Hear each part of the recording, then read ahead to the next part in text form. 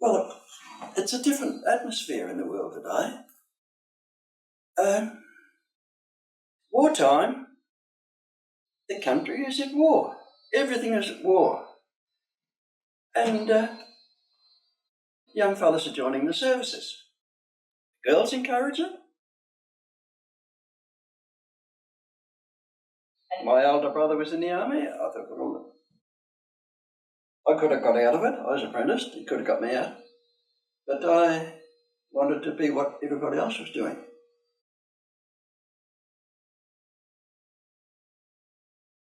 And they trained us. He said to me, I didn't know what I wanted to do. Mm-hmm. He said to me, you want to go into aircrew? And they were planning on the big air strike against Germany in 1944, 1945, planning ahead in the Empire Air Training Scheme. And they wanted aircrew. He said to me, do you want to join aircrew? I said, yeah, all right. So that started it.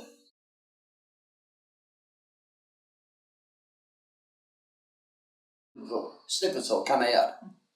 Churchill said to England in one of his speeches one day, you can never repay the debt you owe to the Canadians, Australians and New Zealanders. 56% of Bomber Command are English, 25% Canadian, and they built their own aircraft and flew them across and played their own aircrews and had their own group, which is about 2 or 3 squadrons, 4 squadrons. And the Poms couldn't tell them too much what to do. The Poms didn't like it. But we were with the Australians and the Poms paid our money. And the funny thing was that if you had an RAF pilot, an Australian pilot doing the same job, the Australian got more than him. They didn't like it. The CO, Wing Commander Fairbairn, he was fighter pilot in the First World War. He used to get the whiskey, his face. Looking back now, I can see the strain on his face, the strain in his eyes was his experience with fighter in the Worst War. Casually got up with suicide. Wing Commander Fairbairn, spit and polish. Oh. But to train us, they had to get you more speed up because it was all Morse code. Every bit of operation over in England on the radio, it was all Morse code. And that was the tough thing. They used to say the pilot's course was the easiest and the water sops was the hardest, and it was too. Because with me, about 60 started and about 30 failed after about 2 or 3 months. They couldn't keep up with the Morse. Then they were given the choice of either being ground staff or tail gunner. And that's where the tail gunners came from. There was never a category for a tail gunner. They came from fellas who couldn't keep up with the Morse at the radio schools. But I got through.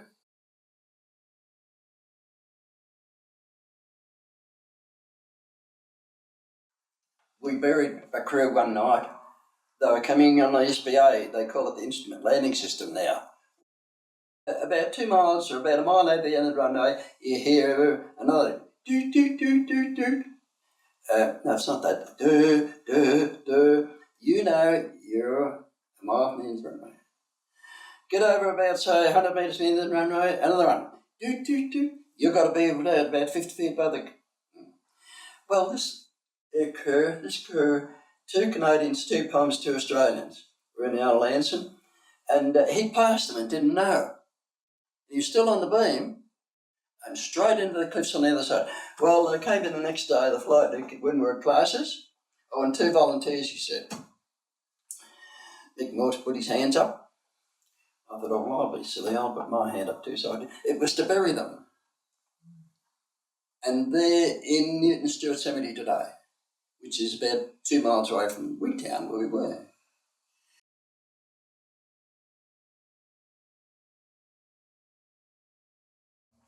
The comradeship was closer than brothers, and I got 5 brothers, closer than brothers. If he was a villainous navigator, he used to lose us sometimes, but you're completely, you're utterly loyal to him. Lou down the tail, we used to say that if any cherry fighters came in and saw Lou there, they'd don't go for their lives. But it wasn't that way. About 40 years later, I was up in Sydney, went up to see him, he said, hey, Blue, he says, you remember when Bob used to call me on the intercom? He used to write down the time. Lou, are you there, Lou? Are you there, Lou? I was asleep, he says. And he comes up on the intercom and, has anyone been calling me? He said, I kicked out the intercom cord and I must have kicked out the intercom cord. It was like that.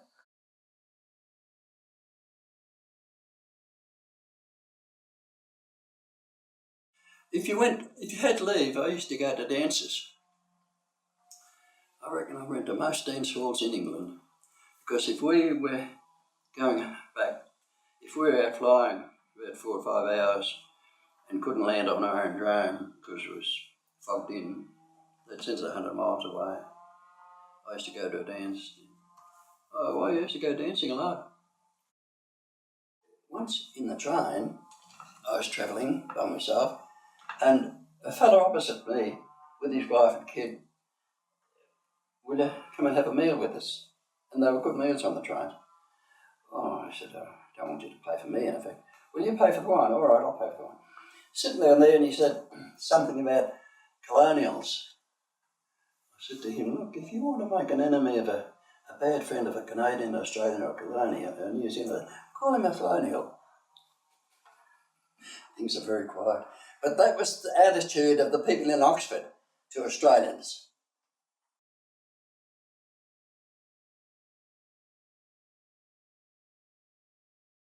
You can never buy meat there. All you get was baked beans. You get baked beans anywhere you go. One day, when we were at Moreton Marsh Pilot come back, I found a place where you can get a steak in Nottingham. I know the place there. You go into the main big square, and it was at the side, and then downstairs. So we went there, steak and chips. Went there about 2 or half a dozen times.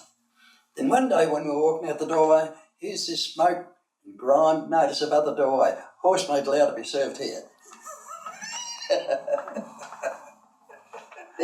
So we never went back. So there you go.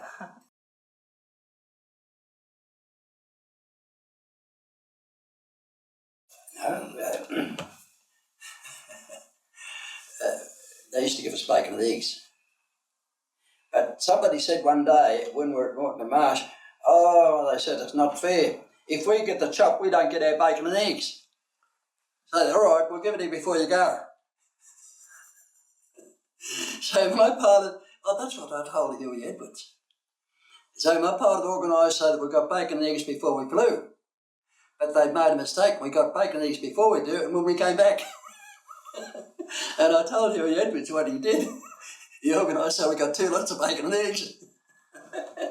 I never used to drink. And I made this pledge when I got confirmed that I wouldn't drink alcohol until I was 21 years old.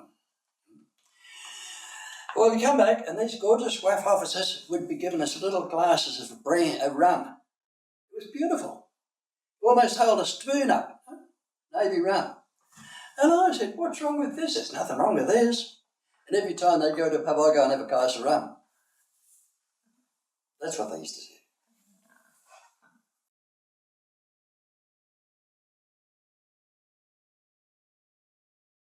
It's a day that is imprinted on my memory as though it was yesterday, when the Stirling Castle pulled into Port Melbourne. And I'm home. And when you're in England, you never know what's going to happen from day to day. You don't know. That was one of the questions I asked us at the panel up there in the Shrine a couple of weeks ago. What was the attitude of the English? And I told them about all sleeping on the tube railway. That was a feeling. You never know. But 3 months before the war finished, everything seemed to slowly change. People started to be friendly. Well, they weren't unfriendly, but they were more open and smiling. You could feel an atmosphere there change without any doubt. See, they were progressing every day. You'd read the headlines and see the maps where they'd moved forward and the forward here, there. And it was just a matter of time. So we came back on the Stirling Castle and pulled into that harbour there at Preston, Port Melbourne. I'll never forget it. You know, over there you don't know if they're going to be alive tomorrow. And here I am home. Well, my parents were there in the wharf waiting for me. And my brother, been in the army for 6 years, private there and private then. I missed a golden opportunity. I should have made him stand to attention. But they were there on the wharf to meet me. You know, it's to me as though it happened yesterday.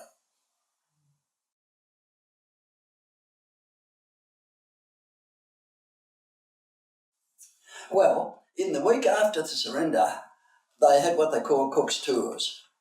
And we went over there about half a dozen times and saw the rubble. Let's have a look at this. See, they lived in the cellars for 6 years.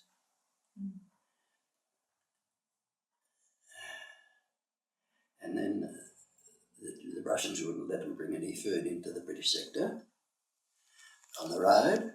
So there was the Berlin airlift. And then after that, they built the Berlin Wall. Because all the Eastern Germans were getting over to Western Germany because the standard of living was so high. Privation in Russian territory. And they were shooting, they'd shoot them dead if they could caught them getting over that wall. And then about 20 years later, they pulled the wall down. And you see Germany today. You can find Eastern Germany today where the rubble is still there. Because Russia didn't do it. Not like the Marshall Plan that built everything up again.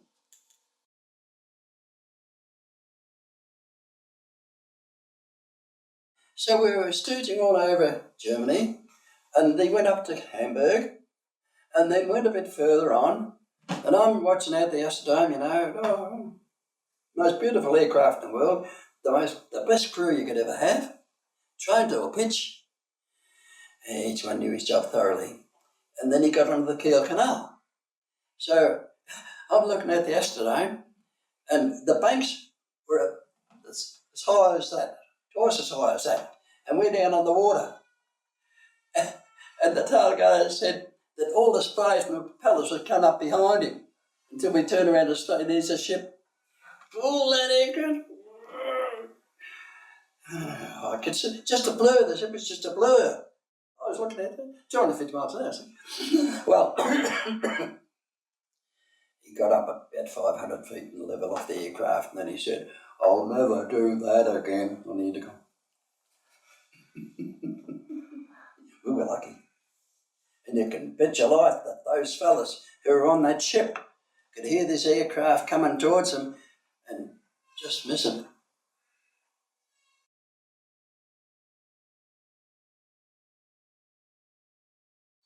See, our squadron, there were about 70 squadrons in it. When all the dust settles, they find out years later what different squadrons were like. They found that 460 Squadron dropped the more bombs, had the highest casualties, highest decorations, and the greatest serviceability rate of any other squadron in England.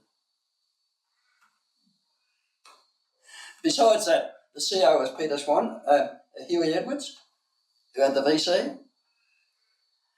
I was up in Sydney once. Huey Edwards, I never met him because he left before I got there. And he was down in Melbourne once, and I was away there, 20 minutes away, and I looked at him, he's talking to somebody, and I walked over. I can still see it. I walked over and looking at him, and he's looking at me. I stood at the back of him and thought, oh, this is Huey Edwards, what do you know? Nothing was said. But 10 years later, I go up to Sydney, Huey Edwards is there, with a squadron turnout. And I walked in with Bob Mapala, and Huey said, I know that man, me. Oh, God. I went up to him, I said, look, you don't want to worry about me, sir. He said, oh, that's all right. So I introduced Bob to him, and they started talking. But he made that squadron. I've said that. He made that squadron, Huey Edwards. He was the top squadron in England.